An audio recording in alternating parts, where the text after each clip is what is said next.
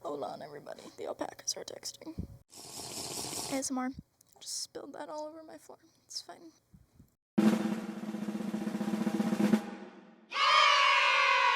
We're gonna start with the bottom of the pyramid.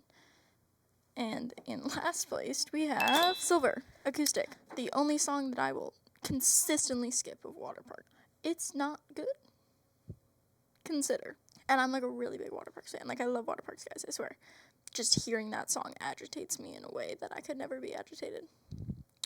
So, we're moving on, because if I speak any more on this, I think y'all are gonna come for me. Okay, if you genuinely like Silver Acoustic, I'm sorry, I don't trust you. Especially, like, over, like, newer stuff. Next up on the pyramid, we have Silver itself. I should get a pointer. I have a pointer now. Oh, that's loud. Sorry. Silver. Again, it's fine, I guess. I don't listen to it almost ever. It's better than Silver Acoustic because it's not an acoustic. Moving on. I was hiding under your porch, but I love you. I was hiding under your porch because I love you. I can read, I swear. The token,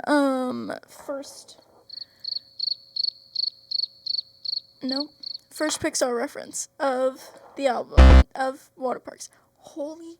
You're never gonna make it! I was hiding under your porch, but I love you. The first Pixar reference of Waterparks. There we go. This one, I really like the, like, backing guitar instrumentals.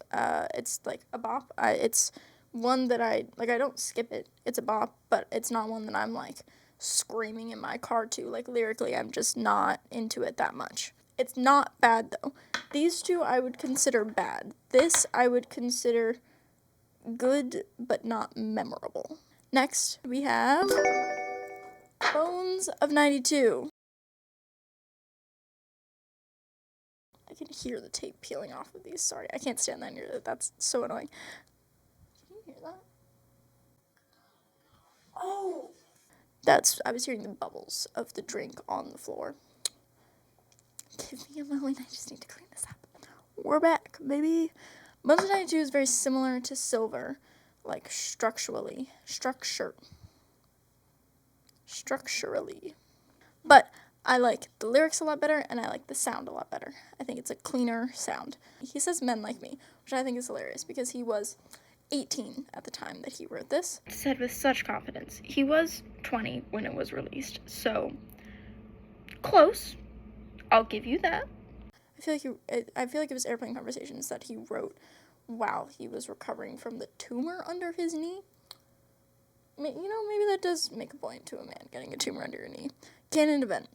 I think lyrically it's also the most interesting out of these four to me, because it's like talking about like trying to like leave your creative impact on the world, and like it's kind of a similar, well, parts of it at least are a similar vibe to like the meaning of like Crying Over It All, because Crying Over It All is about like, like the last Waterparks fan and like what Austin's like legacy is going to be. Fantastic. Oh, I remember this now. Fantastic. The demo. I don't see almost any difference between this and Fantastic itself. I love Fantastic. It's a good song. Legitimately, please enlighten me if this is wrong, but the only difference between Fantastic demo and Fantastic is the fact that this one has the really long screaming section at the end, which I love. I love that screaming section. It's so quirky and fun. I think similar to Bones of 92, this has a lot of themes that I also see in recent singles, like Red Guitar and Any Minute Now, of like kind of not knowing your future, which is really interesting to me because this and Red Guitar were written over 10 years apart, 12 or 13 years apart. I don't remember what year this album was released. This EP was released, rather. It's interesting to see these themes like reappear over, the 12 years of Waterparks, or, well, whatever, more than that. Because it's like, even with all this success and fame that Austin has gained, he still is the same person in a lot of ways that he was when he wrote Airplane Conversations as he is when he's writing Park 6, R.I.P., don't know the album name yet. And this is where I will remind you that this was filmed in February. The album name is Jinx. Yay! Whoops. It makes the music feel very authentic with these reappearing themes, because it's like, oh yeah, you are this person. You are consistently showing us this side of yourself because it is who you truly are. And for the, as you probably have guessed by the, process of elimination, for the top of this EP pyramid, we have They All Float. I genuinely like this song.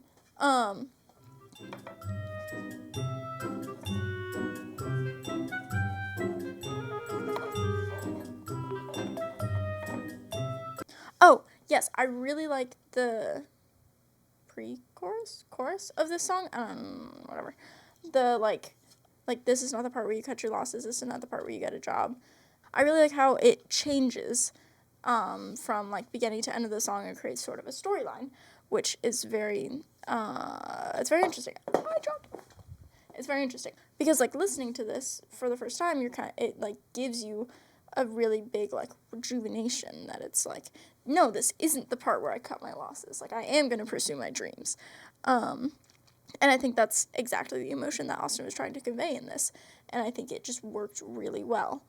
I also really like kind of the message, at least what I interpreted from these lyrics, is like wanting the world to work in a way in which that... Have you ever had a dream that you had... If you just work hard and put your all into something, it is going to work out for you and you are going to be successful. But the reality of it being that sometimes you just have to know people and get lucky and fall into exposure, which I think is a lyric in this song. It's definitely in one of these. No, it's not. It's not in any of these. It's in American History off of Blacklight. Jesus. The confidence. I think that is really interesting, especially considering this is like the very beginning of his music career and already knowing that it's not going to be as easy as just putting your all into something and it working out. Okay, so in conclusion, I think that generally I don't listen to Airplane Conversations a lot. Maybe I should listen to it more. Maybe some of these ones on the bottom, except for Silver Acoustic, I Will Die on the Hill that this song sucks, are actually better than I think they are, and I should just listen to them more.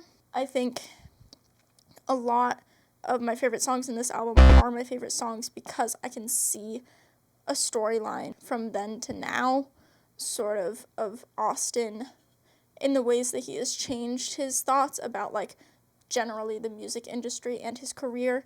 Because I think if these songs existed on their own, a lot of these, without the context of, like, just generally newer Waterpark songs, I don't think I would like them as much, but it's made me appreciate them more to see that, like, I don't know, he is the same person, sort of thing.